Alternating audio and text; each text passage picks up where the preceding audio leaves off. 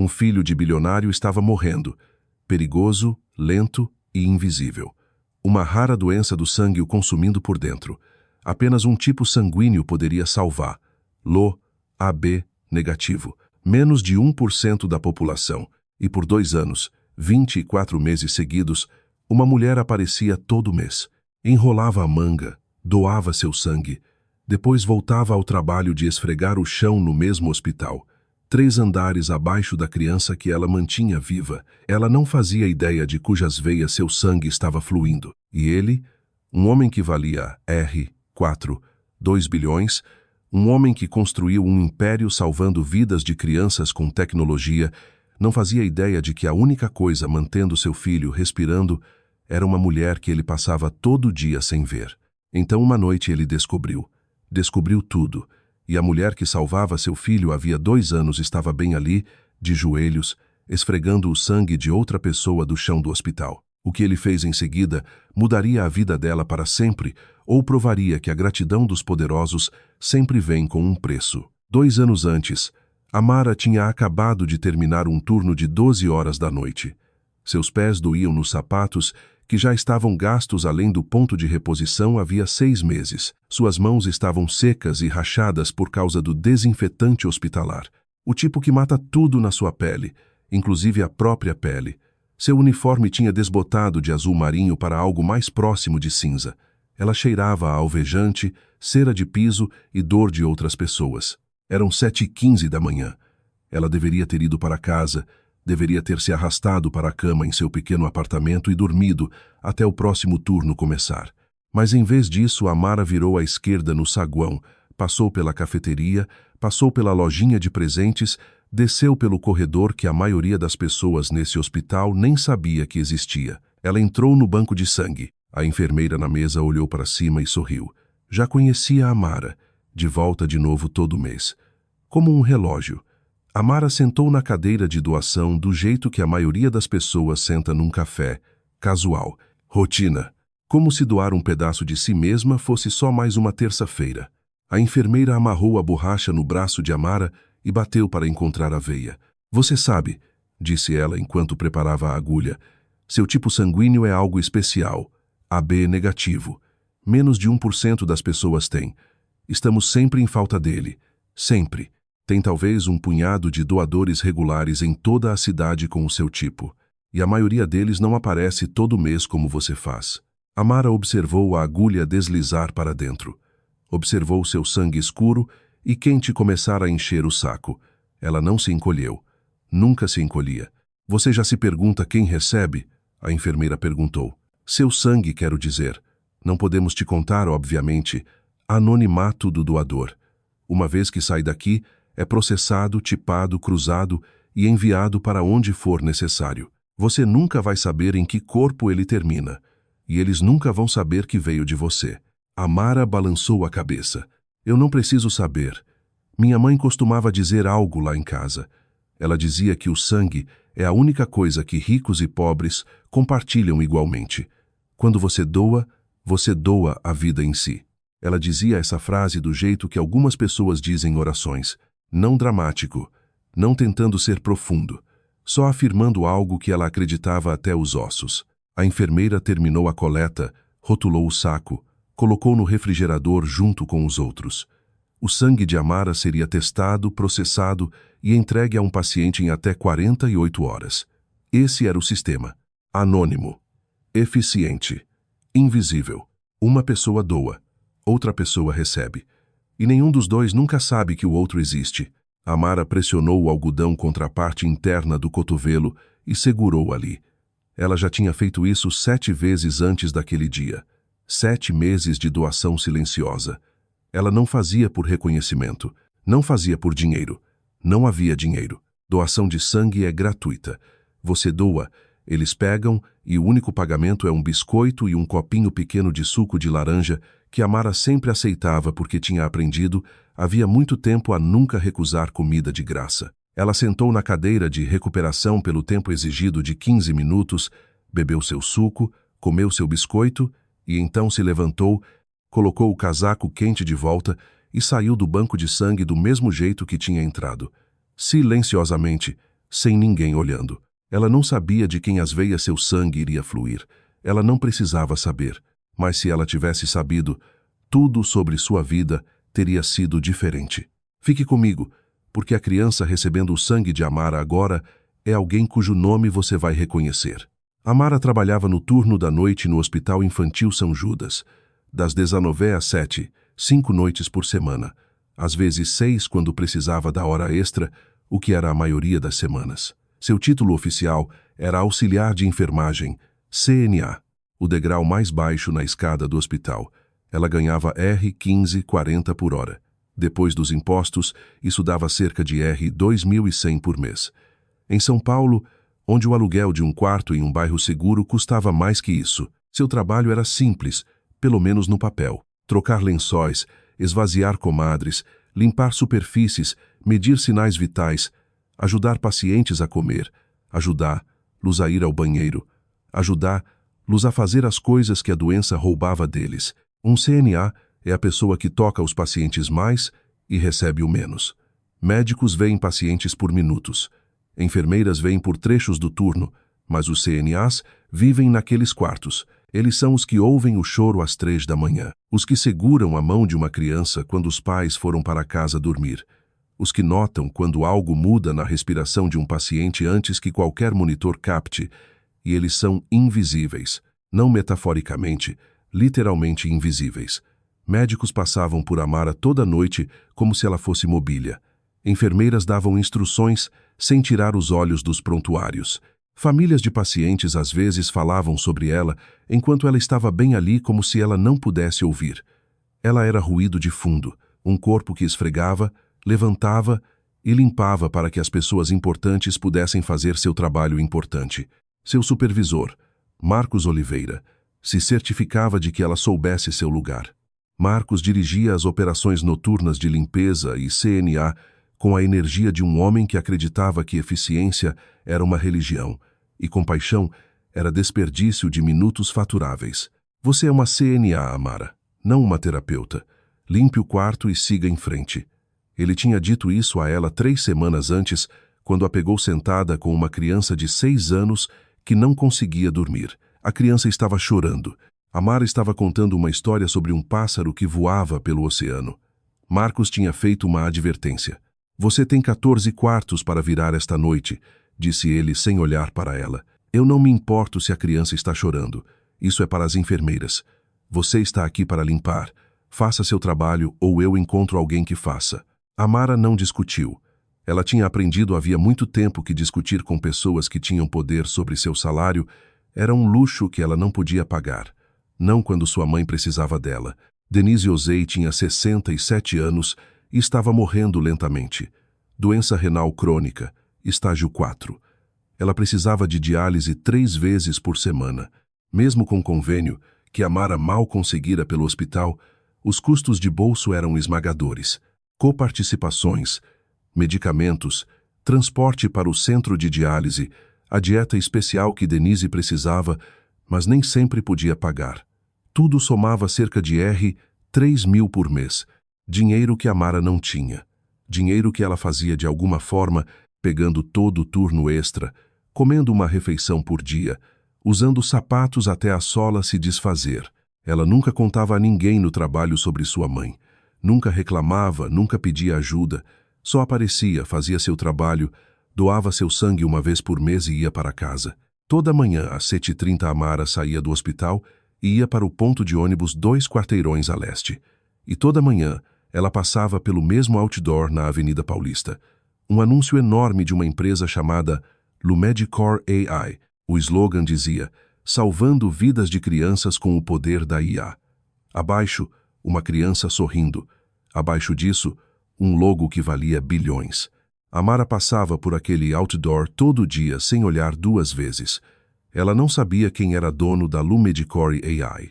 Não sabia que o fundador da empresa tinha um filho no mesmo hospital que ela acabara de deixar. E certamente não sabia que a criança no 7º andar, a que era ligada a sacos de transfusão de sangue uma vez por mês, estava viva por causa do que fluía de suas veias a cada 30 dias. Ela só andava, cabeça baixa, casaco bem fechado, Mais uma mulher invisível indo para casa, numa cidade que nunca tinha perguntado seu nome. 3 andares acima de onde Amara doava sangue todo mês, existia um mundo diferente. Um mundo que cheirava a flores frescas em vez de desinfetante. Um mundo onde os quartos de hospital tinham poltronas de couro e lençóis italianos importados e uma vista panorâmica da cidade de São Paulo que a maioria dos paulistanos nunca veria daquele ângulo. Esse era o ala pediátrica VIP.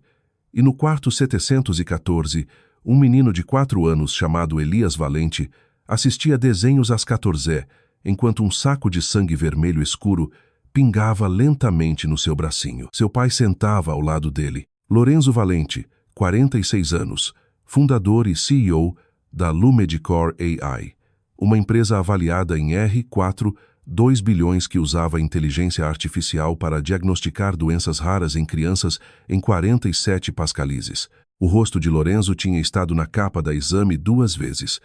Ele tinha falado no Fórum Econômico Mundial. Tinha apertado a mão de 3 presidentes diferentes. Sua tecnologia tinha identificado leucemia em estágio inicial em mais de 12 mil crianças que de outra forma teriam sido diagnosticadas tarde demais. E seu próprio filho estava morrendo. Elias tinha anemia hemolítica autoimune, AIA, uma condição em que o corpo se volta contra si mesmo. O sistema imune, que deveria proteger, começa a atacar as próprias células vermelhas do sangue, destruindo-as, comendo-as vivas por dentro. Sem transfusões regulares de sangue, o corpo de Elias não conseguia carregar oxigênio suficiente. Seus órgãos começariam a falhar, devagar no começo, depois de uma vez. As transfusões eram a única coisa que o mantinha vivo. Um saco de sangue AB negativo todo mês, compatível com o tipo exato dele. Sem isso, sua hemoglobina cairia para níveis perigosos em poucas semanas. Lorenzo observava o sangue pingar, observava entrar no braço do filho, observava a cor voltar lentamente ao rosto de Elias e sentia a mesma coisa que sentia todo mês naquele quarto. Raiva, não de ninguém, não de nada que pudesse enfrentar, só raiva do universo por lhe dar o poder de salvar as crianças dos outros, mas não a sua própria. Lorena Mendes entrou. Ela era a chefe de hematologia pediátrica. Brilhante. Calma do jeito que só médicos que já viram o pior conseguem ser calmos. Como ele está respondendo hoje? Lorenzo perguntou sem tirar os olhos do gotejamento intravenoso. Bom, os números dele devem estabilizar em 24 horas, o mesmo que no mês passado. Mendes verificou os monitores, ajustou uma configuração, fez uma anotação no prontuário. Lorenzo se inclinou para a frente. Como é possível que eu possa financiar uma empresa que diagnostica doenças em 47 pascalizes, mas não consigo encontrar um doador confiável de sangue para o meu próprio filho? Mendes olhou para ele. Não com pena, com paciência, porque o sangue não se importa com patrimônio líquido, Sr. Valente. Ele só se importa com compatibilidade. AB negativo é o tipo mais raro. Menos de 1% da população. Não podemos fabricá-lo, não podemos sintetizá-lo, e não podemos forçar as pessoas a doarem. Tudo o que podemos fazer é torcer para que a pessoa certa apareça. Lorenzo encarou o saco de sangue, o sangue de outra pessoa, o sangue de um estranho. A única coisa entre seu filho e uma morte lenta, e ele nem sabia de quem era. Quem doa isso? Ele perguntou. É a mesma pessoa toda vez, doutora. Mendes fez uma pausa. Informação do doador é confidencial, Sr. Valente. Você sabe disso. O banco de sangue opera com anonimato estrito. Isso protege o doador de pressão externa e protege a integridade do sistema. Não estou pedindo para pressionar ninguém. Quero agradecer a eles. Quero garantir que continuem voltando. Quero saber que a vida do meu filho não depende de algum estranho anônimo decidindo aparecer todo mês. Mendes colocou o prontuário de lado. Entendo sua preocupação, e posso te dizer isso, não como médica dele, mas como alguém que tem acesso aos registros de doação. O doador principal do seu filho tem sido consistente por mais de 18 meses. A mesma pessoa, todo mês, sem falhar, sem ser pedida, sem saber de quem é o sangue que está doando ou por quê. O maxilar de Lorenzo se contraiu. 18 meses. Alguém tinha salvado a vida do seu filho por 1 ano e meio e ele nem sabia o nome. Não sabia se era homem ou mulher. Não sabia se era rico ou pobre, jovem ou velho. Não sabia nada. E eu não posso saber quem eles são. Não. Você não pode. Dra. Mendes voltou para o computador. Na tela, um arquivo, um perfil de doador, um nome que ela reconhecia porque via todo mês quando o banco de sangue processava a doação. Ela olhou o nome, depois fechou o arquivo. Ela volta mês que vem. Ela sempre volta. Lorenzo não captou o pronome. Não notou que Dra. Mendes tinha deixado escapar.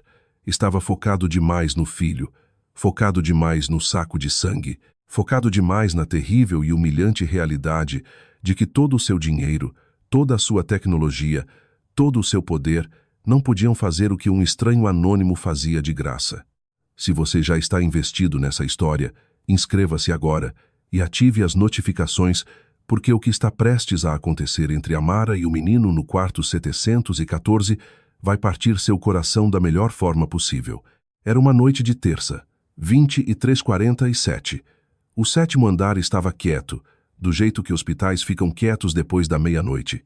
Não silencioso, nunca silencioso. Sempre tem o zumbido das máquinas, o bip suave dos monitores, o som distante de alguma TV ligada baixo demais para ouvir as palavras, mas alto o suficiente para saber que está ali.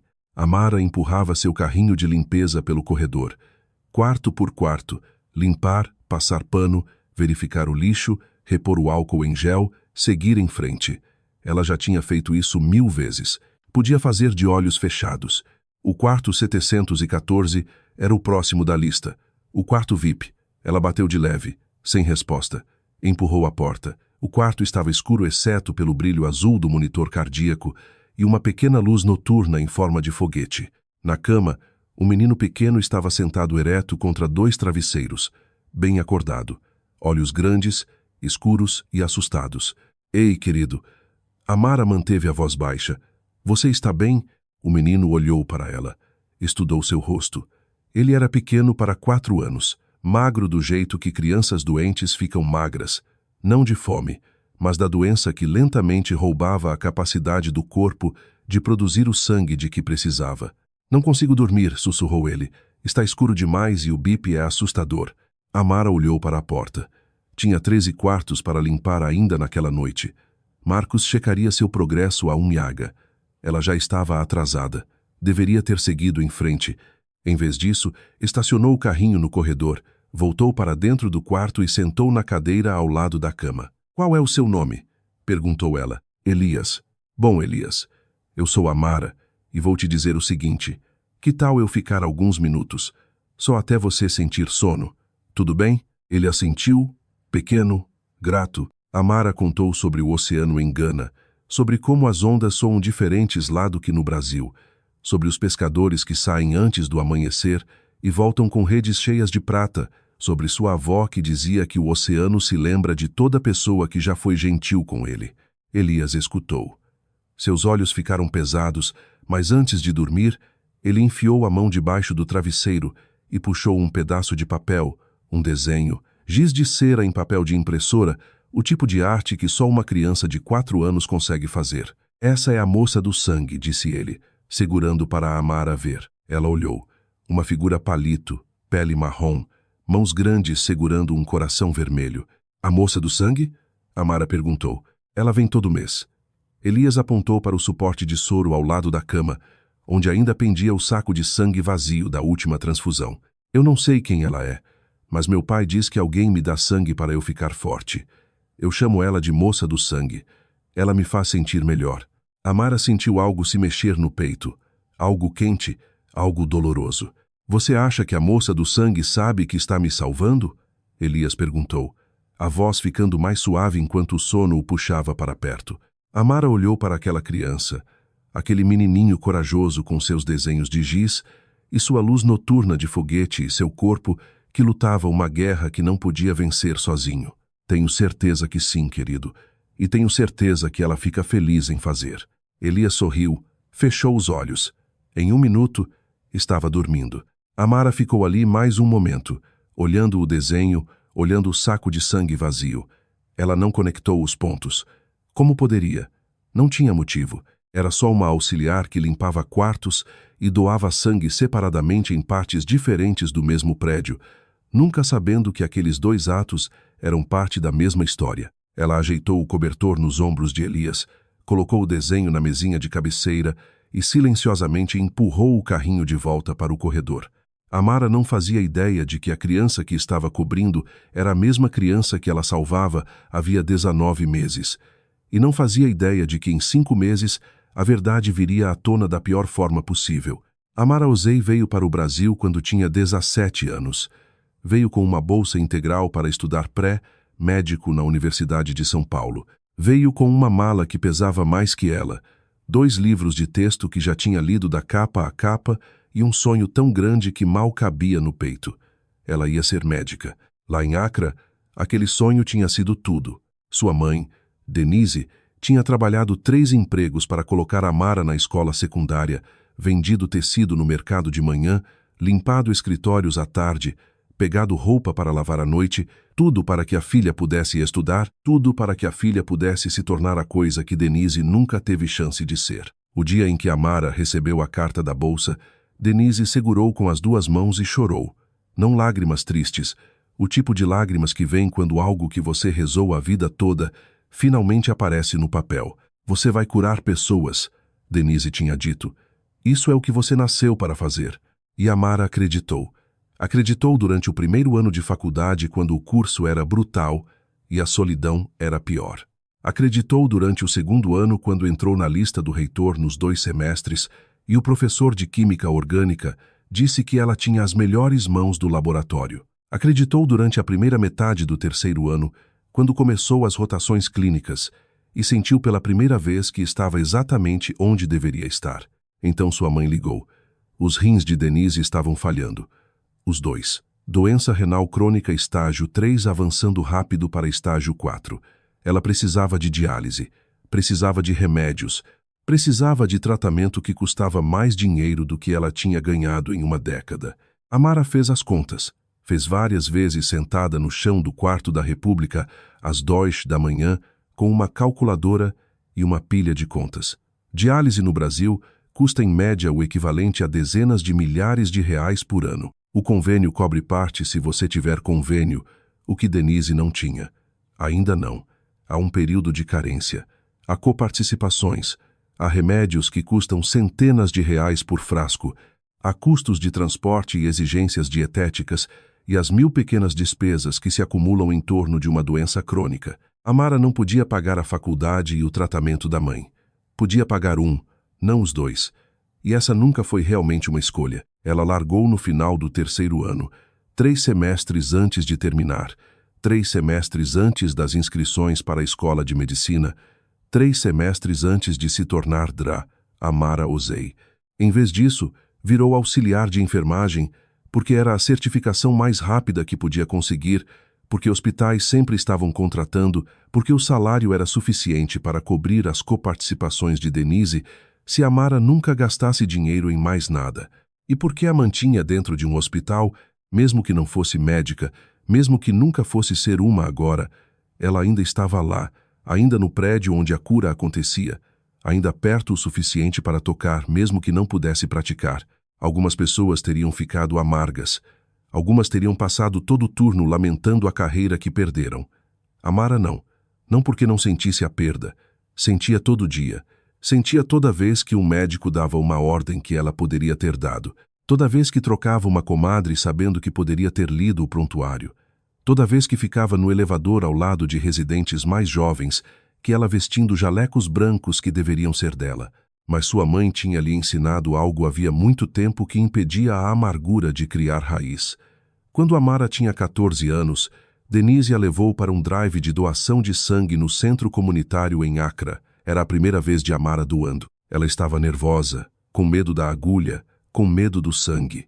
Denise segurou sua mão e disse algo que Amara carregaria pelo resto da vida. O sangue é a única coisa que ricos e pobres compartilham igualmente. Quando você doa a vida em si. Amara vinha doando desde então. Em Accra, em São Paulo, em toda a cidade por onde passava. Não porque alguém pedisse, não porque fosse paga, mas porque tinha sangue AB negativo E sabia o que isso significava. Significava que era rara. Significava que seu sangue era sempre necessário. E significava que toda vez que sentava naquela cadeira e abria a veia, alguém em algum lugar viveria que poderia não ter vivido de outra forma. Ela não sabia quem. Não precisava saber. Esse era o ponto. Doar não era sobre reconhecimento, era sobre responsabilidade. Se você tinha algo raro, algo que salvava vidas, algo que não custava nada além de 1 hora e um pouco de tontura, então guardar para si não era só egoísmo, era errado. Sua mãe tinha lhe ensinado isso e Amara acreditava do jeito que acreditava em respirar. Então ela trabalhava nos turnos, limpava os quartos, segurava mãos de crianças no escuro, pagava as contas médicas da mãe e, uma vez por mês, doava seu sangue de graça para estranhos que nunca conheceria. Amara tinha desistido da escola de medicina, mas nunca tinha desistido da medicina. Praticava toda noite em todo quarto que limpava, com todo paciente que confortava e todo mês com cada litro de sangue que doava de graça. Essa história está prestes a dar uma virada que vai mudar tudo. Inscreva-se agora e ative as notificações para não perder o que acontece em seguida. Era uma quinta-feira, 15h47, e no 7º andar do Hospital Infantil São Judas, algo estava dando muito errado. Elias Valente tinha estado bem naquela manhã. Tinha tomado café da manhã. Tinha desenhado figuras. Tinha perguntado ao pai quando poderia ir para casa, a mesma pergunta que fazia todo dia, e Lorenzo tinha dado a mesma resposta que sempre dava. Logo, filho, logo. Mas ao meio-dia a pele de Elias tinha ficado da cor de papel velho. Seus olhos, normalmente brilhantes e inquietos, tinham ficado opacos. Sua respiração estava superficial, rápida, errada.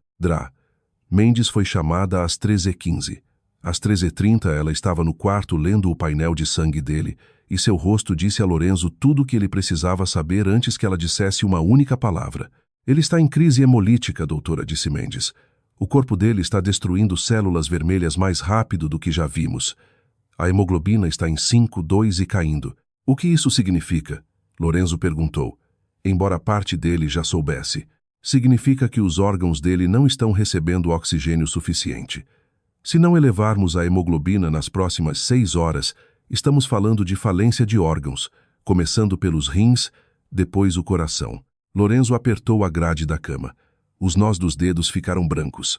Então transfundam ele. Façam agora. Não temos o sangue, Sr. Valente. Essas 5 palavras caíram como um golpe físico. O que você quer dizer com não temos o sangue? AB negativo é o tipo mais raro do país. Menos de 1% dos brasileiros tem. O suprimento nacional de sangue está criticamente baixo agora, especialmente para tipos raros. Entramos em contato com todos os bancos de sangue regionais em 200 quilômetros. Ninguém tem AB negativo em estoque. Ninguém. Lorenzo encarou ela. Esse é um hospital de centenas de milhões de reais. Você está me dizendo que não consegue encontrar um saco de sangue? Estou te dizendo que dinheiro não pode criar sangue que não existe. Mendes disse. Sua voz era firme, mas seus olhos não eram. Temos exatamente 0 unidades de AB negativo em mãos. O único doador confiável que tivemos nos últimos 2 anos. Ela parou. Não terminou a frase. O quê? Lorenzo pressionou. O único doador o quê? Mendes olhou para ele, olhou para Elias, olhou para o monitor que mostrava a hemoglobina do filho caindo em tempo real. Vou fazer algumas ligações, disse ela baixinho, e saiu do quarto. O que Mendes quase disse teria mudado tudo, mas ela segurou a língua. E aquele silêncio quase custou a vida de Elias. Eram 21h42 quando Amara ouviu falar. Ela estava no 3º andar repondo armários de suprimentos quando 2 enfermeiras viraram a esquina, falando nos tons urgentes e cortados que o pessoal do hospital usa quando algo está indo muito mal. Pediátrico VIP, no 7. Menino de 4 anos em crise hemolítica. Precisam de AB negativo e ninguém tem. Estão ligando para bancos de sangue o dia todo. Nada. A outra enfermeira balançou a cabeça. Aquele pobre menino. Se não encontrarem uma compatibilidade até a meia-noite, estão falando em transfusão de troca de emergência. E mesmo isso é um tiro no escuro sem o tipo certo. Elas viraram a esquina e sumiram. Não tinham notado Amara parada ali com um braço cheio de lençóis. AB negativo. Amara colocou os lençóis devagar. Seu coração batia de um jeito que não batia havia muito tempo. Não rápido, não em pânico, mas alto, profundo, do jeito que batia quando ela sabia algo com certeza absoluta. Ela tinha AB negativo. Tinha doado 3 semanas antes. As diretrizes dizem que você precisa esperar pelo menos 8 semanas entre doações, 56 dias.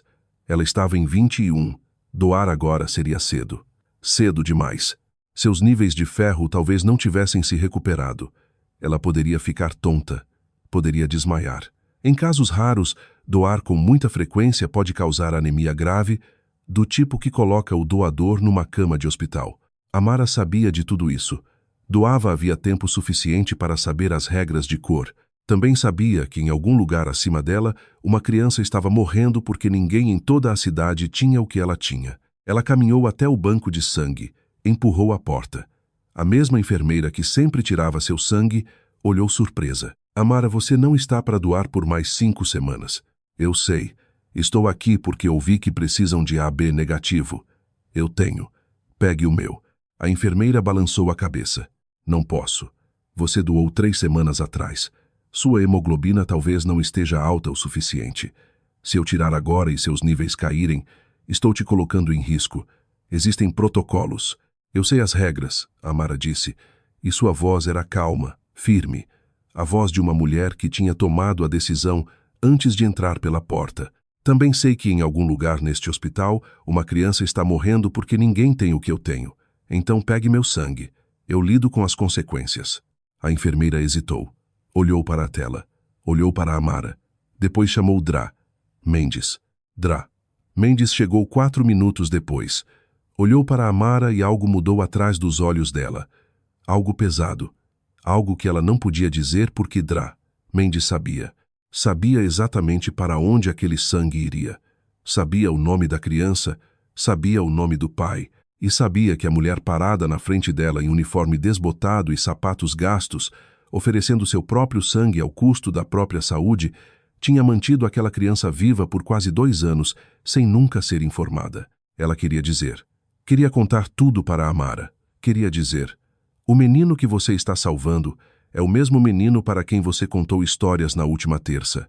O mesmo menino que desenhou um retrato seu e te chamou de moça das histórias. O pai dele vale R$ 2 bilhões e não faz ideia que você existe, mas as regras existem por um motivo. O anonimato do doador protegia pessoas como Amara de serem pressionadas, manipuladas ou exploradas. E Dra. Mendes tinha jurado um juramento de manter aquelas regras, mesmo quando cada célula do corpo gritava para quebrá-las. Você entende os riscos? Dra. Mendes perguntou. Eu entendo. E você quer prosseguir? Eu preciso prosseguir. Tem diferença. Dra. Mendes olhou para ela por um longo momento. Depois assentiu. Puxou uma cadeira.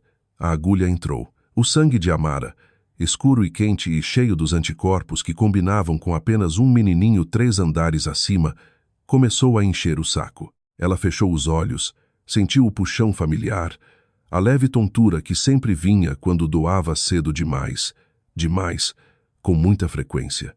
Não se importava. As palavras da mãe passavam por ela como um batimento cardíaco. O sangue é a única coisa que ricos e pobres compartilham igualmente. Quando você doa a vida em si. 3 andares abaixo do quarto 714, Amara sentava numa cadeira de doação com os olhos fechados e o braço estendido, doando a coisa que seu corpo mais precisava. 3 andares acima dela, o banco de sangue ligou para a pediatria. Uma unidade de AB negativo, fresca, disponível, pronta. Dra. Mendes carregou o saco ela mesma. Não confiava num mensageiro com aquele. Subiu as escadas porque o elevador era lento demais. Entrou no quarto 714, onde Lorenzo Valente sentava ao lado do filho, segurando a mãozinha do menino, o rosto cinza com o tipo de medo que dinheiro não conserta. Ela pendurou o saco, conectou a linha, começou o gotejamento. Lorenzo observou o sangue entrar no braço do filho. Vermelho escuro, quente, a vida de outra pessoa fluindo para dentro da criança. Não sabia de quem. Só observava. A respiração de Elias desacelerou primeiro. Não de um jeito ruim, do jeito que acontece quando o corpo finalmente recebe o que precisa. A cor dele começou a mudar. o cinza ceroso desbotando para algo mais quente, algo vivo. Os dedos, que tinham estado frios ao toque por horas, começaram a esquentar. Lorenzo pressionou a testa contra a mão do filho. Não falou, não conseguia. O alívio era tão enorme que tinha tirado sua linguagem. 3 andares abaixo, Amara estava deitada na cadeira de recuperação. O quarto girava um pouco. Seus braços pareciam pesados. A enfermeira tinha dado suco e biscoitos e instruções estritas para não se mover por 30 minutos. Ela estava tonta, cansada. Seu corpo dizia que tinha doado demais cedo demais. Ela deitava ali no silêncio do banco de sangue, olhando o teto, ouvindo o zumbido das unidades de refrigeração que guardavam as doações. Não sabia que seu sangue naquele exato momento estava puxando um menino de 4 anos de volta da beira do abismo. Não sabia que o pai do menino estava chorando 3 andares acima da cabeça dela. Não sabia que o desenho da moça do sangue estava na mesinha de cabeceira de Elias, bem ao lado do suporte de soro que segurava o saco com o nome dela. Não sabia nada disso. Só deitava ali, tonta e cansada, e quietamente certa de que tinha feito a coisa certa. 2 pessoas no mesmo prédio conectadas por sangue, separadas por 3 andares, e uma parede de anonimato que estava prestes a rachar. Na manhã seguinte, Lorenzo Valente estava no escritório de Dra. Mendes antes que ela tivesse terminado o café. Eu preciso saber quem é o doador, ele disse como um homem acostumado a conseguir respostas, como um homem que assinava cheques que construíam alas de hospital, como um homem que nunca tinha sido dito não por ninguém que quisesse manter o financiamento. Dra. Mendes colocou a xícara na mesa. Não se encolheu. Você sabe que não posso fazer isso, Sr. Valente. Meu filho quase morreu ontem à noite. Quase morreu porque ficamos sem sangue. E você está me dizendo que tem uma pessoa, uma única pessoa em toda a cidade que tem mantido ele vivo por 2 anos, e eu não tenho permissão de saber o nome. É exatamente isso que estou te dizendo. Lorenzo se levantou, andou até a janela, andou de volta. Era um homem que resolvia problemas para viver, que construía sistemas, que consertava coisas, e agora a coisa que precisava consertar era o vão entre a sobrevivência do filho e um nome que não tinha permissão de ouvir. Existem leis sobre isso, Dra. Mendes continuou. O anonimato do doador não é uma sugestão, é uma proteção federal. Existe porque sem ele os doadores são pressionados, são assediados, são culpados a doar mais do que o corpo deles pode suportar com segurança. O sistema funciona porque os doadores confiam que sua privacidade será respeitada. Se quebrarmos essa confiança, os doadores param de vir. E se os doadores param, crianças como Elias morrem. Lorenzo virou para encará-la. Não vou pressionar ninguém. Quero agradecer. Quero garantir que eles sejam cuidados. Quero garantir que meu filho tenha uma fonte confiável de sangue daqui para frente. E eu entendo isso, disse Dra. Mendes, mas o que você quer não anula o que eles têm direito. Essa pessoa escolheu doar anonimamente. Isso significa que escolheu não ser encontrada. E respeitar essa escolha não é opcional. Não para você, não para mim, não para ninguém. O maxilar de Lorenzo se contraiu. Ele pegou o celular, abriu o app do banco, virou a tela para Dra. Mendes, R. 5 milhões agora, transferidos para o fundo geral deste hospital. Tudo o que preciso é um nome. Dra. Mendes olhou para a tela, olhou o número. Depois olhou para Lorenzo com uma expressão que fez algo mudar dentro do peito dele. E se eu vender esse nome por R. 5 milhões, o que isso faz de mim? O que isso faz deste hospital? Um lugar onde a privacidade está à venda, onde os ricos podem comprar acesso às informações pessoais de qualquer um, desde que o cheque compense. Ela se levantou. Senhor Valente, sou profundamente solidária com o que você está passando. Seu filho é meu paciente e eu me importo com ele, mas não vou vender a identidade de um doador. Não por R. 5 milhões. Não por R. 50 milhões. O dia em que este hospital coloca um preço na direito à privacidade de alguém é o dia em que paramos de ser hospital e começamos a ser um mercado. Lorenzo guardou o celular. Suas mãos tremiam, não de raiva, de algo pior. Da percepção de que pela primeira vez na vida adulta havia algo que seu dinheiro genuinamente não podia comprar. Ele saiu sem outra palavra. Lorenzo não podia comprar a resposta, mas estava prestes a tropeçar nela de um jeito que destruiria toda a suposição que já tinha feito sobre quem salva vidas e quem merece ser salvo. Na mesma semana em que Lorenzo tentava comprar um nome, Amara estava sentada num consultório diferente recebendo notícias que a destruiriam. O nefrologista da mãe era um homem gentil com olhos cansados que dava más notícias do jeito que todos os bons médicos dão. Gentilmente, mas sem falsa esperança. Os rins de Denise tinham acabado. Os dois. Doença renal em estágio final, estágio 5. A diálise não era mais suficiente. Ela precisava de um transplante. Sem o médico disse que ela tinha talvez 6 meses. Talvez menos. Amara sentou na cadeira de plástico e escutou e não chorou. Ainda não. Guardou para depois. Os números a atingiram como uma parede. Um transplante de rim custa entre R$ 250 mil e R$ 400 mil. O convênio cobriria uma porção, mas a cobertura de Denise tinha lacunas grandes. Depois de tudo calculado, coparticipações, medicamentos, cuidados pós-cirúrgicos, reabilitação, Amara olhava para cerca de R$ 120 mil de bolso. Ela ganhava R$ 15,40 por hora. Tinha R$ 2.300 em poupança. Não tinha cartão de crédito. Não tinha propriedade. Não tinha nada para pedir emprestado e ninguém para pedir. Aquela noite ela sentou na mesa da cozinha com uma calculadora e um bloco e tentou fazer a matemática funcionar. Podia pegar mais turnos, podia trabalhar 7 dias por semana, podia parar de almoçar, podia vender o carro que não tinha, podia fazer todas essas coisas e ainda não teria o suficiente. E então outro pensamento entrou. Mais quieto, mais frio, ela podia parar de doar sangue, não permanentemente, só por enquanto. Seu corpo ainda se recuperava da doação precoce. Tinha estado cansada por semanas, tonta às vezes. Seu ferro estava baixo. A enfermeira do banco de sangue tinha dito para ela ir com calma, comer mais carne vermelha, esperar as 8 semanas completas antes de voltar. Se continuasse se forçando, continuasse doando em cima de turnos duplos, sua própria saúde entraria em colapso. E se ela colapsasse, não haveria ninguém para cuidar de Denise. Mas se parasse de doar, em algum lugar deste hospital uma criança com sangue AB negativo teria uma opção a menos, uma chance a menos, um mês a menos de sobrevivência garantida. Ela estava escolhendo entre a vida da mãe e a de uma criança estranha. Amara dirigiu até o centro de diálise na manhã seguinte. Denise estava na cadeira, ligada à máquina que limpava seu sangue 3 vezes por semana, porque os rins dela já não podiam. Parecia menor que no mês anterior, mais magra, mais frágil. Amara contou sobre o transplante, sobre o custo, sobre a matemática impossível. Não contou sobre o sangue, mas Denise sabia. Mães sempre sabem. Você está pensando em parar, não está? Amara olhou para o lado. Mamãe, eu preciso me concentrar em você agora. Não ouse parar de doar sangue por minha causa, Amara. A voz de Denise estava fraca, mas as palavras tinham ferro. O dia que você parar de doar é o dia que você para de ser quem você é. Mas, mamãe, eu não posso te perder. Você não vai me perder.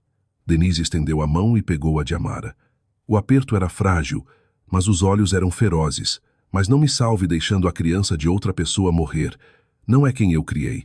Não é quem você é. Amara segurou a mão da mãe, segurou forte, e não disse nada porque não havia nada a dizer que não fosse mentira. Aquela noite às 3 da manhã, Amara sentou no carro no estacionamento do hospital. O motor estava desligado, os vidros embaçados. Tinha acabado de terminar um turno de 12 horas e estava tão cansada que os ossos doíam. Chorou. Não o choro bonito, o feio, o tipo em que o corpo inteiro treme e você não consegue respirar e pressiona o rosto no volante e faz sons que não pertencem a uma linguagem. Chorou porque estava quebrada e a mãe estava morrendo e estava exausta e ninguém no mundo sabia seu nome. Chorou porque tinha doado o sangue 24 vezes e nunca tinha sido agradecida uma vez. E não queria ser agradecida, mas também não queria ser invisível mais. E se odiava por querer isso, porque querer reconhecimento pela bondade parecia tornar a bondade menos real. Chorou no escuro num estacionamento vazio às 3 da manhã e ninguém viu. Ninguém nunca via. Eram 13h13 de uma terça quando o mundo de Lorenzo Valente se abriu. Tinha vindo ao hospital sem avisar. Não conseguia dormir, não conseguia parar de pensar na crise hemolítica, não conseguia parar de ouvir a voz de Drá, Mendes dizendo: Não temos o sangue. Então tinha dirigido até o Hospital Infantil São Judas no meio da noite para sentar com Elias, para ver ele respirar, para contar as subidas e descidas do pequeno peito e se convencer de que o filho ainda estava vivo. Estava andando do elevador para a ala VIP quando passou pelo banco de sangue. A porta estava entreaberta. O corredor estava vazio e 2 enfermeiras dentro conversavam. Ele não teria parado, não teria escutado, mas uma delas disse um nome que chamou sua atenção. Amara voltou de novo. 3ª vez este mês que ela vem checar a agenda. Quer garantir que está marcada para a próxima doação. A outra enfermeira riu baixinho. Aquela mulher é outra coisa. É a única AB negativo regular que temos. Tem sido por 2 anos agora. Aparece como um relógio. Nunca falha. Até veio cedo no mês passado quando tivemos aquela emergência. Lorenzo parou de andar. Ela é o motivo de aquele menino valente ainda estar aqui, sabe? Teria morrido 3 vezes sem ela. 24 doações em 24 meses. Tudo anônimo. Ela nunca perguntou uma vez para quem vai. Lorenzo ficou parado naquele corredor, como um homem que tinha sido atingido por algo que não podia ver. Os pés não se moviam. O coração batia tão alto que tinha certeza de que as enfermeiras podiam ouvir. Amara. AB. Negativo. 24 doações. O menino valente. Seu filho. O sangue do filho, a vida do filho, uma mulher chamada Amara, uma auxiliar. A mente de Lorenzo começou a correr. Ele conhecia aquele nome, não pessoalmente, não do jeito que você conhece alguém com quem falou, mas do jeito que você conhece uma palavra que viu 100 vezes sem ler. Amara, o nome num crachá que tinha olhado e esquecido, o rosto que tinha passado nos corredores sem registrar, a mulher com o carrinho de limpeza que estava sempre lá e nunca visível. Ele se afastou do banco de sangue. Devagar, silenciosamente, as mãos tremendo. Virou uma esquina, depois outra seguindo o som de máquinas, o rangido distante de rodas no azulejo, até chegar ao corredor leste do 3º andar. E lá estava ela. Amara estava de joelhos no chão limpando. Um paciente no quarto 312 tinha tido uma hemorragia nasal, uma ruim, e havia sangue no linóleo. E Amara estava de 4 esfregando com um pano e uma garrafa de água oxigenada. Lorenzo ficou na ponta do corredor e observou. Observou as mãos dela, as luvas de nitrila azul esticadas sobre dedos que já estavam rachados por baixo, os joelhos no chão molhado, o cabelo preso num coque apertado, o uniforme desbotado de azul marinho para algo que não tinha mais cor. Ela estava focada inteiramente na mancha, movendo-se metodicamente, com cuidado, do jeito que alguém trabalha quando tem orgulho até da menor tarefa. Não sabia que ele estava lá. E Lorenzo percebeu parado naquele corredor vazio à meia-noite que tinha passado por aquela mulher centenas de vezes. Centenas. Tinha passado por ela no saguão, no elevador, no corredor fora do quarto do filho. Tinha olhado através dela do jeito que se olha através do vidro. Ela era fundo, era mobília, era ninguém. E era o motivo de seu filho estar vivo. Pensou no que tinha dito a Dra. Mendes. Vou doar R. 5 milhões. R. 5 milhões por um nome. E aqui estava o nome. Aqui estava a pessoa de joelhos, esfregando o sangue do chão de um hospital por R. 15 por hora, e tinha doado o próprio sangue de graça todo mês por 2 anos para manter a criança dele respirando. Lorenzo Valente tinha construído uma empresa de R. 2 bilhões na promessa de salvar vidas de crianças. Seu rosto tinha estado em capas de revista. Tinha sido chamado de visionário, disruptor, gênio, e seu filho estava vivo por causa de uma mulher que ele nunca tinha se dado ao trabalho de ver. Ficou ali por um longo tempo. Não falou, não se aproximou, não fez nada exceto ficar parado e observar e sentir algo se abrir dentro do peito que não tinha palavra. Algo entre vergonha e gratidão e admiração, e a terrível, humilhante percepção de que a pessoa mais importante na vida do filho tinha sido invisível para ele por 2 anos. Então virou e foi embora. Não era o momento certo, não tinha as palavras certas, não sabia o que dizer ou como dizer ou se qualquer coisa que pudesse dizer seria suficiente. Mas tudo tinha mudado. Tudo. Lorenzo Valente sabia a verdade agora. Mas saber a verdade e saber o que fazer com ela são coisas muito diferentes, e o que ele escolheu fazer em seguida testaria se a gratidão de um bilionário é um presente ou uma armadilha. Lorenzo não dormiu aquela noite. Foi para casa no seu penthouse com vista para a cidade e sentou no escuro e pensou sobre uma mulher de joelhos. Na manhã seguinte ligou para Dra. Mendes. Sua voz estava diferente dessa vez, mais quieta, despojada da urgência e do direito que tinham definido a última conversa. Eu sei quem é o doador. Silêncio do outro lado. Não hackei nada. Não subornei ninguém. Ouvi duas enfermeiras conversando. Elas não sabiam que eu estava lá. O nome dela é Amara. É uma auxiliar aqui no hospital. Dra. Mendes expirou devagar. Senhor Valente, preciso que você entenda algo. Ela não sabe. Não sabe que é o seu filho. Não sabe de quem é o sangue que tem doado. Ela vem todo mês.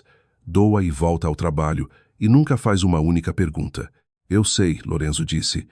Eu vi ela ontem à noite. Estava limpando um chão. Houve uma longa pausa. Então Dra. Mendes falou e sua voz carregava um peso que Lorenzo não tinha ouvido antes.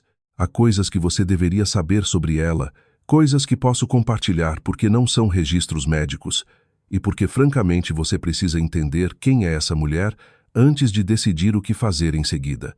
Ela contou a ele, não os detalhes médicos, não o arquivo do doador, mas as coisas que qualquer um no hospital poderia ter contado se ele tivesse se dado ao trabalho de perguntar. Que Amara tinha sido estudante de pré-médico, que tinha largado no 3º ano para pagar o tratamento renal da mãe, que a mãe agora estava em estágio 5 de falência renal e precisava de transplante, que Amara trabalhava turnos duplos para cobrir as coparticipações de diálise, que doava sangue desde adolescente, que tinha doado cedo durante a crise contra a orientação médica, arriscando a própria saúde porque ouviu que havia uma criança que precisava de AB negativo e não conseguia passar por aquela necessidade sem parar. Ela não sabia que era Elias, Dra. Mendes disse baixinho. Só ouviu que uma criança estava em apuros. Isso foi tudo que precisou ouvir. Lorenzo sentou na cadeira do escritório.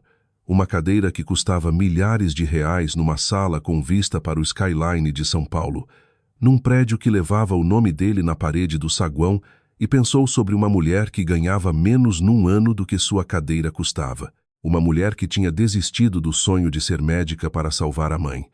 Uma mulher que doava o sangue todo mês mesmo que a deixasse doente. Uma mulher que limpava os pisos do hospital onde o filho dormia e nunca uma vez mencionou que era o motivo daquela criança estar viva. Pensou na empresa, Lumedicor AI, salvando vidas de crianças com o poder da IA. Estava impresso em cartões de visita, estava em outdoors.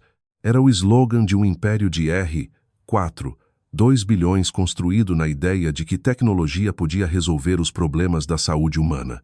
Mas a saúde do filho não tinha sido resolvida pela tecnologia. A saúde do filho tinha sido mantida por um ser humano com uma agulha no braço e uma crença de que você não pode passar por alguém que está morrendo se tem o poder de ajudar. Lorenzo Valente tinha construído um império de R4, 2 bilhões, na ideia de que tecnologia salva vidas. Mas seu filho estava vivo por causa de uma mulher que ganhava R$15 por hora e doava o sangue de graça. Eram 6:07 da manhã, São Paulo em novembro. O tipo de frio que encontra as brechas na roupa e se instala nos ossos. O céu ainda estava escuro. As luzes do estacionamento lançavam longos poços amarelos no asfalto. Amara saiu do hospital do mesmo jeito que sempre saía. Cabeça baixa, casaco fino bem fechado, bolsa no ombro, andando rápido porque o ônibus passava às 6:20 e se perdesse teria que esperar 40 minutos pelo próximo. Não viu o homem encostado no carro preto perto da saída leste. Não o teria reconhecido se tivesse visto. Lorenzo Valente não era alguém cujo rosto ela tivesse motivo para aprender. Com licença. Amara parou, virou, olhou para o homem. Casaco caro, olhos cansados, mãos nos bolsos. Não parecia perigoso, parecia perdido. Posso ajudar? Você é Amara? Amara Ozei? Ela sentiu algo apertar no peito. Quando estranhos sabem seu nome completo, raramente é boa notícia. Sim. Quem é você? Lorenzo não respondeu à pergunta. Ainda não. Em vez disso, fez uma. Por que você faz isso? Amara piscou. Fazer o quê? Doar sangue todo mês por 2 anos. Por quê? O aperto no peito virou gelo. Como você sabe disso? Por favor. A voz de Lorenzo era quieta, quase cuidadosa, como um homem lidando com algo frágil. Não estou aqui para causar problema. Só preciso entender. Por que você faz? Amara estudou o rosto dele. Era boa em ler pessoas. Você aprende isso quando passa as noites cuidando de crianças que não podem te dizer o que dói. Esse homem não era ameaçador. Era outra coisa. Mal se segurava. Porque eu posso, disse ela simplesmente. Tenho um tipo sanguíneo raro. AB negativo.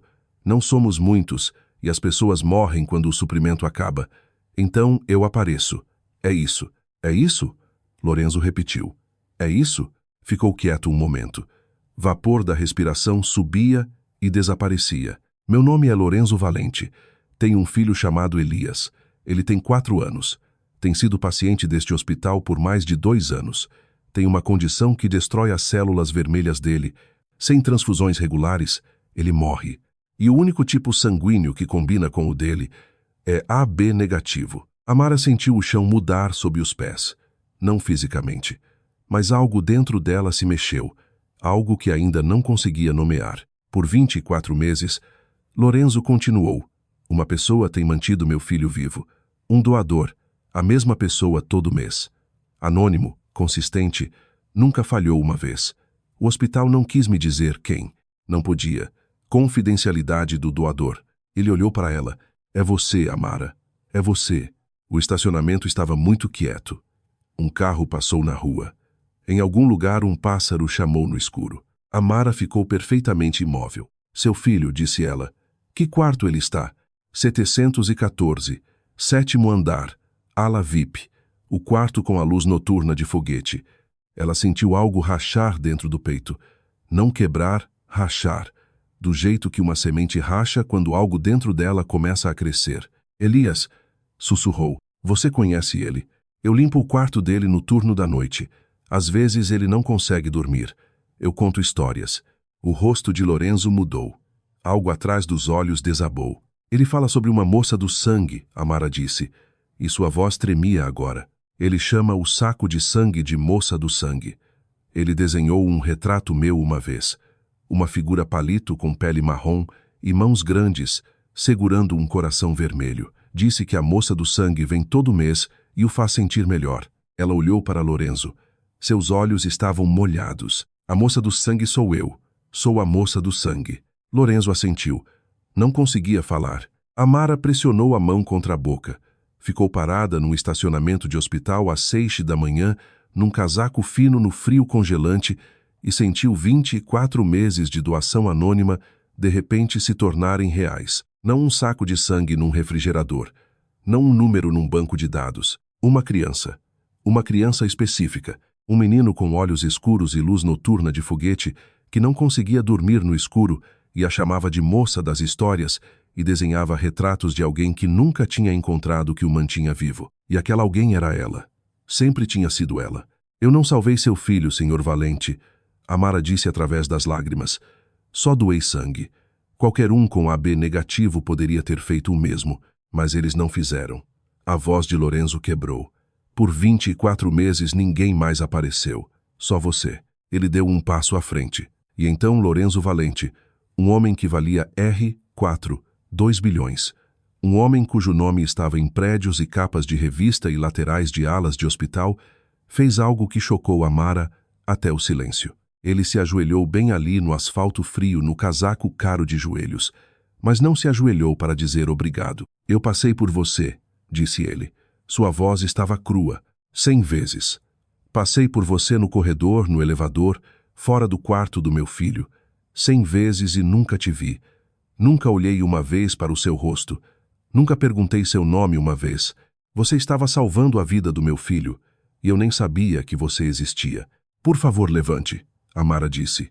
Senhor, por favor. Me desculpe, Lorenzo disse. E quis dizer de um jeito que ia mais fundo que Elias. Ele se desculpava por cada pessoa invisível que já tinha passado. Toda auxiliar cujo nome nunca tinha aprendido. Toda faxineira cujo carrinho tinha contornado sem um olhar. Se desculpava por 46 anos de não ver. Amara estendeu a mão e pegou o braço dele gentilmente. Do jeito que levantaria um paciente. Do jeito que confortaria uma criança. Ajudou ele a se levantar. Ficaram ali 2 pessoas de mundos diferentes num estacionamento no frio às 6 da manhã. Ambos chorando, nenhum falando. Porque às vezes não há palavras grandes o suficiente para o que passa entre pessoas quando uma finalmente vê a outra pela primeira vez. Lorenzo se recompôs primeiro, limpou o rosto, pigarreou e começou a falar do jeito que homens como ele falam quando querem consertar coisas. Quero te ajudar. Quero pagar o transplante da sua mãe. Quero criar um fundo. Quero te colocar de volta na escola de medicina. O que você precisar, diga. Vou fazer acontecer hoje. Amara olhou para ele e, pela primeira vez nessa conversa, os olhos dela não estavam tristes, estavam afiados. Não. Lorenzo Pisco, não. Eu não quero seu dinheiro, Sr. Valente. Ele encarou ela. Essa não era uma resposta que tinha encontrado antes. No mundo dele, todo mundo queria algo. Todo mundo tinha um preço. Todo problema podia ser resolvido com um número certo de zeros. Estou oferecendo tudo o que você precisa, disse ele com cuidado. A cirurgia da sua mãe, sua educação, uma vida melhor. E eu estou dizendo não. A voz de Amara era firme. Se eu aceitar dinheiro por sangue, deixa de ser um presente. Vira uma transação. E minha mãe me ensinou que sangue é sagrado, não à venda. Não para você, não para ninguém. Lorenzo abriu a boca, fechou, abriu de novo. Então o que você quer? Porque eu preciso fazer algo. Não posso simplesmente ir embora e fingir que você não é o motivo de meu filho estar vivo. Amara ficou quieta um momento. Olhou para o hospital atrás dela, para o prédio que entrava toda noite e saía toda manhã, para o lugar onde esfregava pisos e trocava lençóis e segurava mãos de crianças e nunca uma vez era vista pelas pessoas que dirigiam. Se você quer me agradecer, disse ela, mude como seu hospital trata pessoas como eu. Não só eu, toda auxiliar, todo atendente, todo transportador, toda pessoa que limpa depois dos seus médicos e esvazia o lixo e traz as refeições e segura as mãos e nunca recebe um obrigado, nunca recebe um salário digno, nunca é vista. Ela encontrou os olhos dele. Você construiu uma empresa que salva crianças com tecnologia. Isso é maravilhoso. Mas há pessoas neste prédio agora salvando crianças com as próprias mãos por R, 15 por hora, e ninguém sabe o nome delas.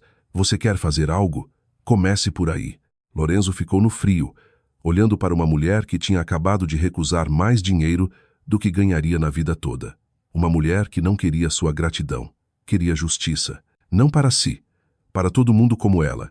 E pela primeira vez em muito tempo, Lorenzo Valente se sentiu pequeno. Não de um jeito ruim, do jeito que você se sente pequeno quando fica na frente de algo maior que você e percebe que tem muito a crescer. Amara não queria o dinheiro de Lorenzo, mas o que Lorenzo fez com as palavras dela mudaria muito mais que um hospital. Esse é o momento em que tudo se fecha. Se você ainda não se inscreveu, vai querer estar aqui para o que acontece em seguida. Lorenzo trouxe Amara para o 7º andar na tarde seguinte. Ela tinha trocado o uniforme, colocado as melhores roupas que tinha, que era um suéter que a mãe tinha dado e um jeans limpo. Sentia-se deslocada na ala VIP. Sempre se sentia, mas hoje era diferente. Hoje não estava aqui para limpar. Lorenzo abriu a porta do quarto 714. Elias estava sentado na cama desenhando. A cor dele estava boa hoje. A última transfusão estava segurando. Olhou quando a porta abriu e o rosto se iluminou do jeito que só o rosto de uma criança de 4 anos consegue se iluminar. Moça Amara, você está aqui de dia. Disse como se fosse a coisa mais notável do mundo, porque para ele Amara existia só à noite. Era a mulher que aparecia no escuro com um carrinho de limpeza e histórias sobre o oceano. Oi, Elias. A voz de Amara era firme, mas os olhos não. Como você está se sentindo hoje? Melhor. A moça do sangue veio de novo. Ela olhou para o suporte de soro, para o saco vazio, para o tubo que tinha carregado seu sangue para o braço daquela criança. Ela sempre vem. Lorenzo deu um passo à frente. Abaixou ao lado da cama do filho. Filho, quero te contar algo. Você sabe como sempre fala da moça do sangue, a pessoa que te dá sangue todo mês. Elias assentiu. Ela me faz forte. Isso mesmo, ela faz. Lorenzo olhou para Amara depois de volta para o filho. Bom, a moça do sangue está aqui. Está bem ali. Elias olhou para Amara, depois para o pai e depois para Amara de novo. A mente de uma criança de 4 anos funciona diferente da de um adulto. Não tem filtro entre entender e expressar. Nenhuma cálculo social, nenhuma hesitação. Elias olhou para Amara, a mulher que contava histórias sobre pescadores e oceanos, e para o saco de sangue vazio, a heroína invisível que o mantinha vivo, e os olhos se arregalaram. Você é a moça do sangue e a moça das histórias. Você é duas pessoas. Amara riu. Um som curto quebrado que era metade riso e metade soluço. Não, querido. Sou só uma pessoa. Só faço duas coisas. Elias encarou ela com uma expressão de puro espanto sem filtro. O tipo de espanto que só existe antes que o mundo te ensine a ser cínico. Então abriu os braços. Amara cruzou o quarto e envolveu aquele menininho nos braços e o segurou do jeito que tinha segurado a mãe e do jeito que a mãe tinha segurado ela. Apertado, presente, como se tentasse derramar tudo o que sentia através da pele e para dentro dele. Lorenzo ficou atrás deles. Não fez som, mas o rosto estava destruído.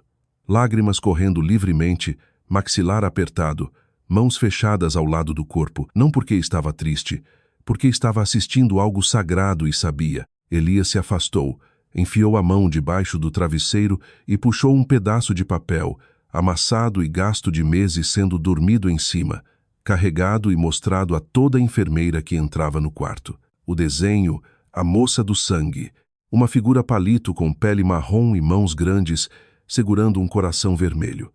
Ele tinha desenhado Amara muito antes que alguém soubesse quem ela era. Uma criança tinha visto ela antes que um bilionário jamais tivesse.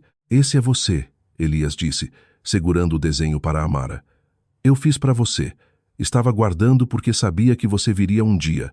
Amara pegou o desenho, segurou com as duas mãos, olhou através de lágrimas que não paravam. Uma figura palito, giz de cera em papel de impressora. Pele marrom, mãos grandes, um coração vermelho. Era a coisa mais valiosa que alguém já tinha dado a ela. Lorenzo Valente foi para casa naquela noite e não conseguiu dormir. Não por preocupação dessa vez, por vergonha e por uma frase que ficava tocando na cabeça como uma música que não conseguia desligar. Mude como seu hospital, trata pessoas como eu. Ele tinha construído uma empresa de R4, 2 bilhões, na ideia de que sistemas importam mais que indivíduos. Que se você consertar o sistema, conserta o problema. Amara tinha acabado de dizer a mesma coisa num estacionamento no Frio de Graça. Então ele consertou o sistema. Levou 3 semanas. 3 semanas de reuniões e ligações e advogados e contadores e conversas com o conselho do hospital que iam do educado ao acalorado a algo bem perto de ameaças. Mas Lorenzo Valente era muito bom em fazer as coisas acontecerem quando decidia que algo precisava acontecer. A primeira coisa que fez foi financiar a iniciativa Heróis Invisíveis, um programa projetado especificamente para auxiliares de enfermagem, atendentes de pacientes, transportadores, pessoal de limpeza e todo outro trabalhador de linha de frente do hospital que tocava pacientes diariamente e ganhava menos de R$20 por hora.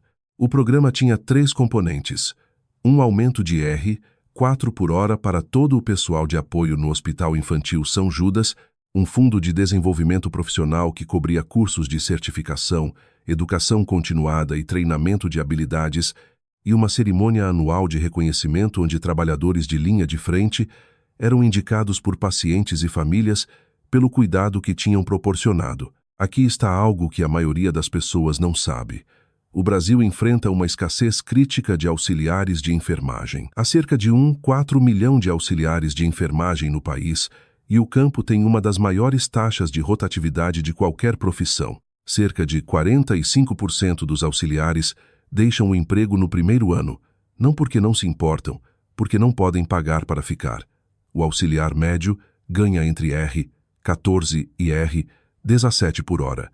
Em cidades como São Paulo, isso são salários de pobreza. Você pode trabalhar em tempo integral como auxiliar e ainda se qualificar para programas sociais. Você pode limpar pacientes e trocar comadres e monitorar sinais vitais e segurar a mão de uma pessoa morrendo às 3 da manhã e ainda não conseguir pagar o próprio convênio de saúde. O problema não são os trabalhadores. O problema é um sistema que os trata como descartáveis. Lorenzo entendia isso agora, de um jeito que não tinha antes, porque Amara não tinha pedido que ele consertasse a vida dela. Tinha pedido que ele consertasse o mundo em que ela vivia. A segunda coisa que Lorenzo fez foi criar a Bolsa Médica Denise Osei, nomeada em homenagem à mãe de Amara.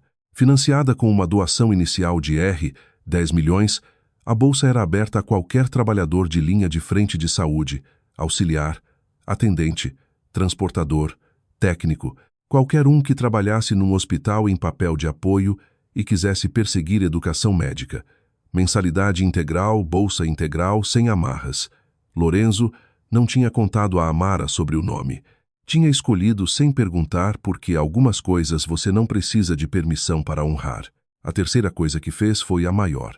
Redirecionou uma porção do orçamento de pesquisa da Lumedicore AI para construir um registro nacional de tipos sanguíneos raros, uma plataforma digital que conectaria doadores de sangue raros com pacientes que precisavam.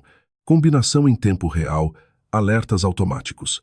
Um sistema que garantia que nenhum hospital ficaria sem AB negativo ou B negativo ou qualquer outro tipo raro porque não sabia quem tinha. A tecnologia que tinha construído o império de Lorenzo finalmente estava sendo usada para resolver o problema que quase tinha matado o filho. O evento de lançamento foi realizado no auditório principal do Hospital Infantil São Judas, numa quinta à tarde em março. Lorenzo ficou no pódio na frente de 400 pessoas, médicos, enfermeiras, membros do conselho, mídia, pessoal de todos os níveis do hospital, e na terceira fila, Marcos Oliveira, sentado com os braços cruzados e o maxilar apertado. Tinha sido informado que a presença era obrigatória. Não tinha sido informado por quê. Lorenzo ajustou o microfone. Eu construí uma empresa para salvar crianças com tecnologia. Começou. Meu rosto esteve em capas de revista. Fui chamado de visionário. Dei palestras em conferências onde as pessoas pagavam R$5.000 por assento para me ouvir falar sobre inovação.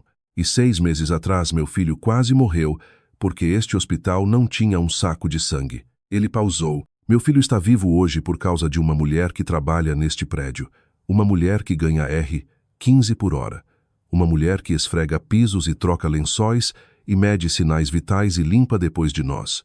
Uma mulher que doou o sangue todo mês por 2 anos anonimamente, sem pagamento, sem reconhecimento, sem nunca saber de quem era a vida que estava salvando. Ela fez porque a mãe ensinou que doar sangue não é caridade, é responsabilidade. Ele olhou para a Amara. Ela estava sentada perto do fundo. Não tinha querido vir. Mendes tinha convencido. Eu passei por aquela mulher 100 vezes. Lorenzo continuou. 100 vezes e nunca a vi. E acho que não sou o único. Acho que este hospital, como todo hospital deste país, está cheio de pessoas que passamos sem ver.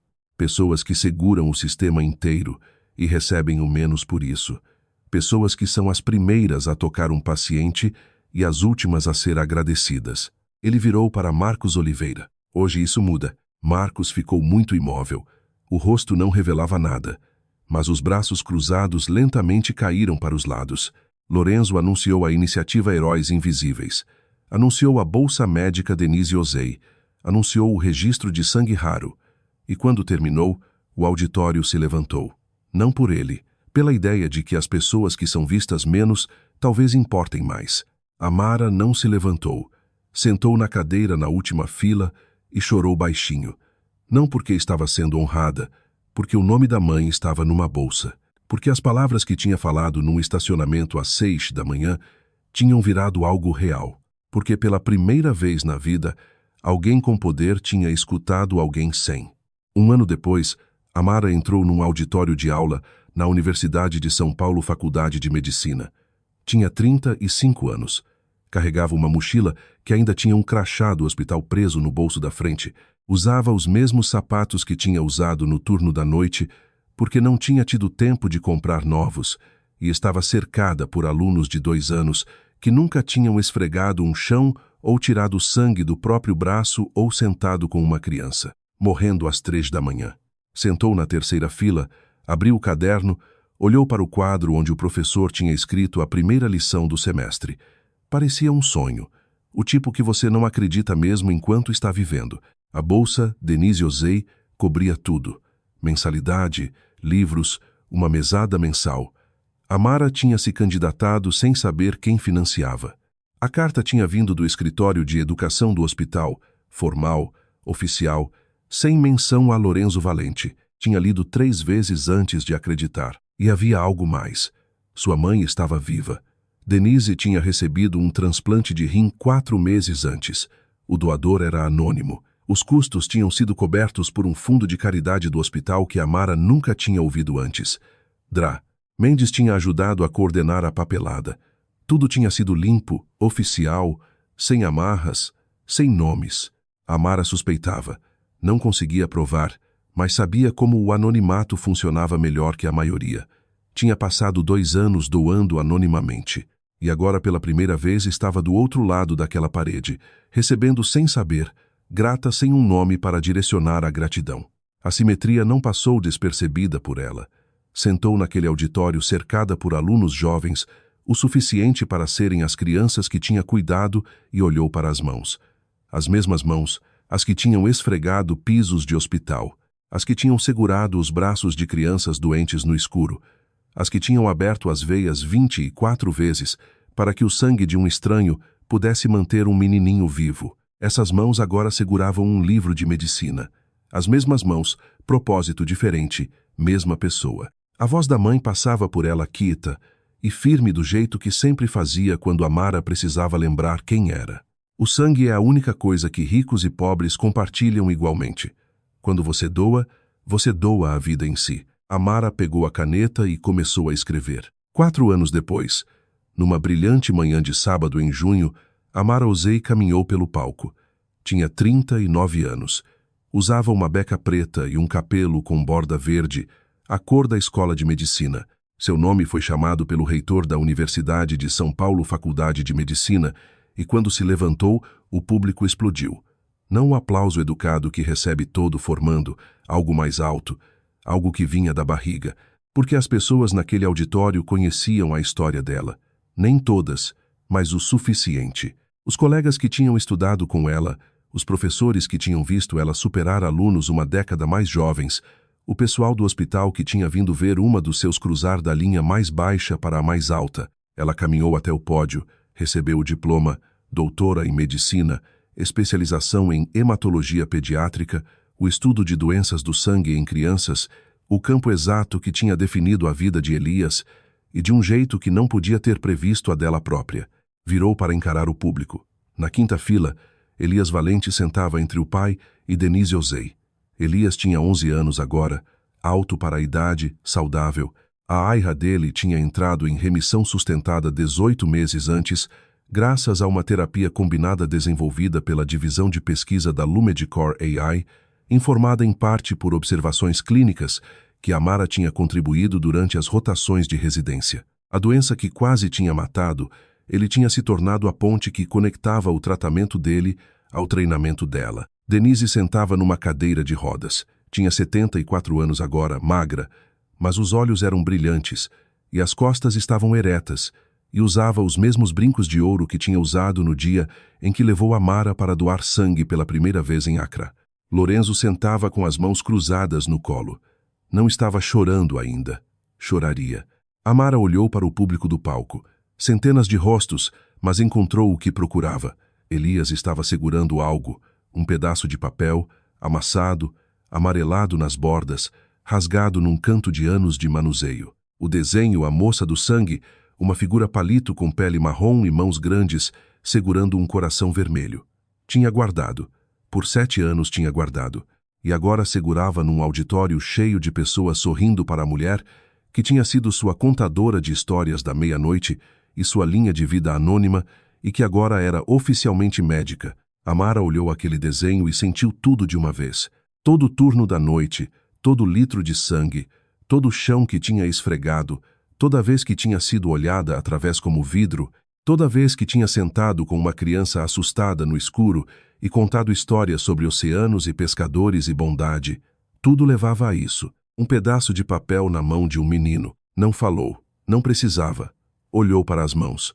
As mesmas mãos que tinham esfregado pisos e doado sangue e confortado um menininho assustado no escuro. Agora segurariam um estetoscópio, mas nunca esqueceriam de onde tinham vindo. Obrigada por acompanhar a incrível jornada de Amara, de auxiliar invisível à médica que ajudou a salvar o menino que ela tinha salvado o tempo todo. Se esta história te comoveu, se te fez pensar diferente sobre as pessoas que você passa todo dia, por favor inscreva-se neste canal e compartilhe este vídeo com alguém que precisa ouvir. Aqui está a verdade. Há pessoas na sua vida agora que estão dando tudo o que têm e não recebem nada em troca. Pessoas que aparecem todo dia, fazem o trabalho mais duro e nunca são vistas. Elas estão nos seus hospitais, nas suas escolas, nos seus escritórios, nos seus bairros. Estão esfregando pisos e dirigindo ônibus e estocando prateleiras e cuidando dos seus pais e dos seus filhos. E a maioria de nós passa direto por elas. A mãe de Amara costumava dizer algo que eu quero que você carregue com você.